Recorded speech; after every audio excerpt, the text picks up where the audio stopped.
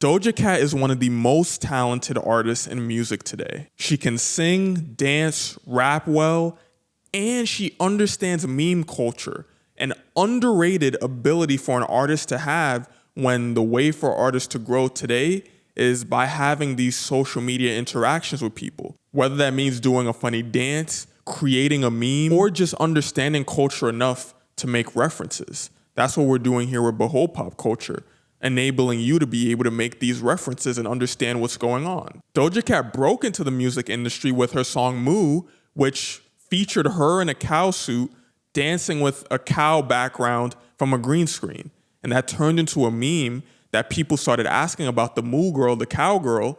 And that meme has stretched so far that today, Cat's Eye made a whole new dance for this song that at this point was released around 10 years ago. She's no stranger to these hits from Moo to Say So to Kiss Me More with SZA. And the main thing that always stood out to me was her evocative visuals. How detailed they were, the world building feeling like each song had its own universe that it was tapping into. But making a pop album that's bigger than a handful of singles is a difficult challenge to set out to do. How can you make music for everyone to enjoy while still pushing yourself creatively? Enter Doja Cat's new album, V. In a world where most pop music features teams of writers putting together the lyrics for singers to sing, she set out to make an almost entirely self-written new album. In our everyday lives, we can only dream of having hundreds of thousands of people who care strongly about experiencing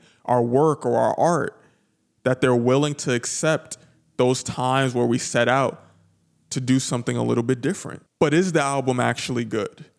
Is it a culture mover? Did Doja seize a moment that so many people in music only dream of having the opportunity to accomplish? Right now, fans are split down the middle. She dove all the way into an 80s pop sound that reminds me of when The Weeknd did this back in 2022 with his album Dawn FM. That 80s sound is not loved by everyone the same way that this album won't be loved by everyone. But I'm here to tell you that if you do enjoy that sound, this album is great. Doja is a genre bender who glides on these beats seamlessly, switching between singing and rapping with one of the best flows in the game. My favorite element of her sound here is her use of brass, particularly saxophone, throughout the album. Yet, I do not believe that this album will be a culture mover, because I believe that Doja traded seismic numbers in exchange for impact. In life, sometimes you're given an easy option. Take a job for more money, stay in a job because it's comfortable and it'll be hard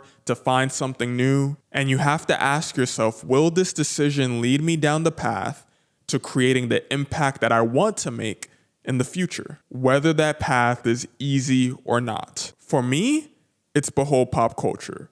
For you, that might be working on that business that you've dreamed of creating on the side so that you could eventually have that create the impact that you desire. For Doja Cat, it has been creating these conceptual albums, with this album being her most conceptual yet, committing fully to the 80s sound. If you're enjoying this clip from my podcast, Behold Pop Culture, like and subscribe for more content like this. This is an artist who has admitted at times to hating her number one songs because she hears them so much. Her passion lies in the world building that's inspired by the melodies of all her favorite pop songs, valuing that creative expression at times more than the maximum amount of listens and streams that she can generate. But at this point in her career, she knows she's a hyper-visual artist who can leverage the funding that she gets from her big pop songs